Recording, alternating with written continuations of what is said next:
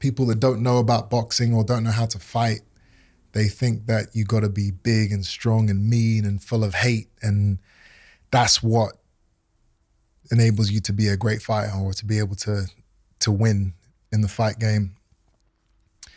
And sure, some of those things are going to help you, speed, power, all of that stuff plays a big part for sure.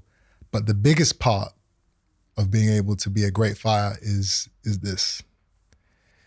And a lot of people don't realize that or don't know that it is, in my opinion, 70, 80% mental.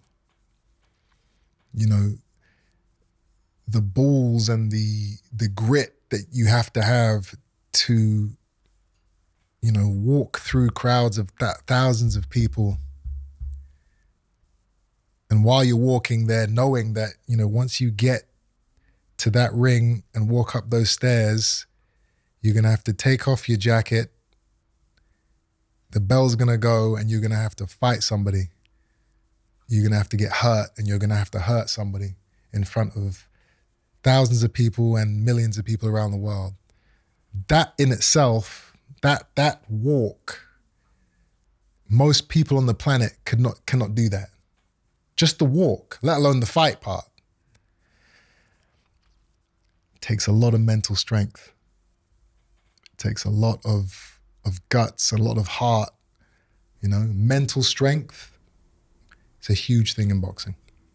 It's a big thing in life, even outside of boxing, right? In business and in all, I think, great endeavors. Do you think it's something that you can, from what you've seen in the gym, something you can teach or train? I think you can. Have you seen it taught to someone that didn't have it? I've seen fighters improve, I've seen fighters over the years become more confident and in their abilities, and that does transfer over to their performances in the ring.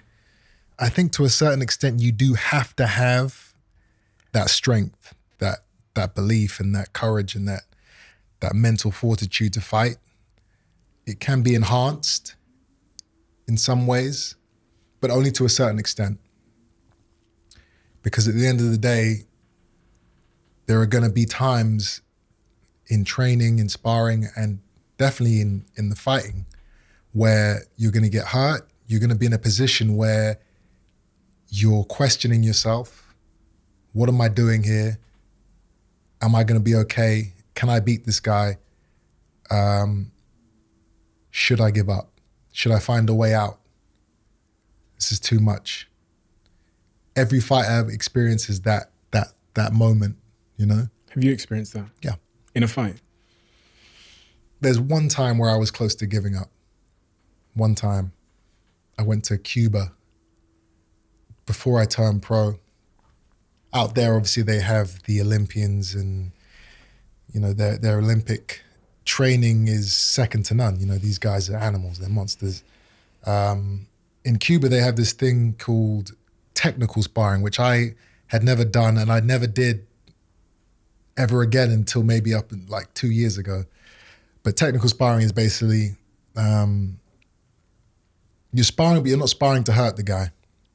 You're sparring to work on technique, so it's like an agreement. All right, listen, I'm not gonna go all out here, we're gonna work on the jab today, or we're gonna work on foot movement.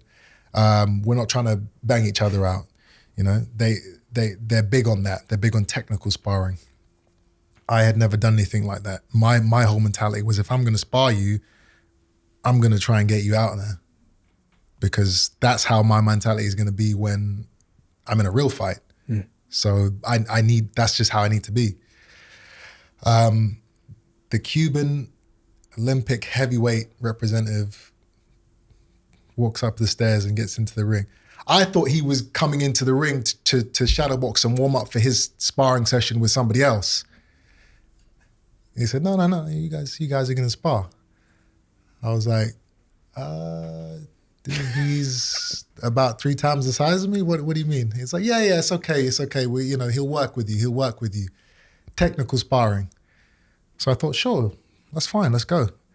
First round goes, first bell goes, this guy sprints over to me and just starts laying into me. The biggest shots, bang, bang, bang.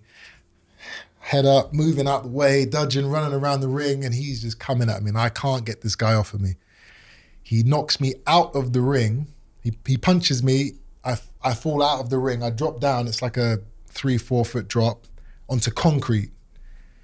My knee hits the concrete. My leg goes dead. Right? This is the second round that this happened. I still have one more round afterwards. So I'm getting up, legs completely gone. I'm looking up, and this heavyweight's like leaning over the ropes, looking at me, looking down at me. And I have a decision to make. Do I get back in, or do I say, listen, my knee's bad, you're too big, I've got a concussion, let me just take a break. So I'm sitting there, I'm looking around, everyone's looking at me, my dad's there. I was like, you know what, let's fucking go. Let's go. Walk back up, knowing what I was about to receive as soon as I got back in the ring. And that's exactly what happened. Clapped us back in, just starts laying into me again for another 2 rounds. But my whole thing was, I have to finish the 3 rounds. Why? Because I said I was going to do the 3 rounds. I said I would spar him for 3 rounds. I'm not leaving this gym with everybody knowing that I quit. Why not? Why not? Because I couldn't live with myself. I've got to go home and go to sleep. How am I going to go to sleep with that on my mind? You know, I can go to sleep with getting my ass kicked by a guy who's 3 times bigger than me. I can sleep like that. I can't go to sleep knowing that another man made me quit, made me run out of the ring. No. So I got back into that ring and I took my beating like a man. And from that day on, I was never scared again. So that was the worst experience of my life in terms of boxing, but it was also the best experience because I knew what I was capable of. I knew I had it inside me to not give up. I knew I could take a shot. I knew I had what it would take to make it. If he can't make me quit, who's going to make me quit? Nobody. So that stuck with me for the rest of my career. Something really interesting, which I gained from that, which is like we basically create a personal like philosophy or story with ourselves. And in that moment, when you're looking up at stepping back into that ring with that massive guy in there, it's like you're writing or making a story about yourself, one that will probably follow you forever. And I think about this sometimes when I'm on my own and I'm on my like Peloton and I'm either exhausted or knackered and I know there's 7 minutes left and I know I can just get off it. But this thing in my head goes, but then Steve, you're changing your own personal story, which is that sometimes Steve quits when it's hard. And the thought of having to live the rest of my life with that, and it sounds like a very strange thing I've never said before, but the thought of having to live with that personal story, that personal philosophy, that's who I am, is never worth getting off the bike. Because, okay, it's 7 minutes today, but it's a lifetime of thinking that's who I am. Yeah. And it sounded like that in that moment, you had a choice about who you were going to say, you know, and it's a self thing. I know there's other people there, but sometimes when, I'm sure you have it in the gym or whatever, when no one's around, it's just you and you. Yeah. And you have a decision to make about who you are, right? Yeah. Happens a lot in training, I imagine, as well, right? No, that's actually when it happens the most. You know, there are times, you know, I'll be on the treadmill or I'll be running and I'll get a cramp in my calf. Yeah. I've still got 8 minutes to go. Because you said you were going to do. Because I've set the timer for 40 minutes on the thing. So I'm on 32 minutes. The cramp starts going. You're on the treadmill. Yeah. You got 8 minutes to go, and I'm running like this now. But I'm not getting off the treadmill because I've got to do the 8 minutes. Why? No one's there. Nobody's there. But if the treadmill can make me quit, what happens when I get into the ring with a guy who's hitting me and I'm hurt? Yeah, He's gonna make me quit too. Yeah. So I'm on that treadmill for 8 minutes like that, just trying not to get the pressure on this leg, but I'm finishing the 40 minutes. Now that is, it's huge because it teaches you to believe and to know that, you know, no matter how hard things get, you will find a way. You'll find a way. It doesn't matter who's watching, you know, because yeah, no one's around right now, so no one would know if you took that break.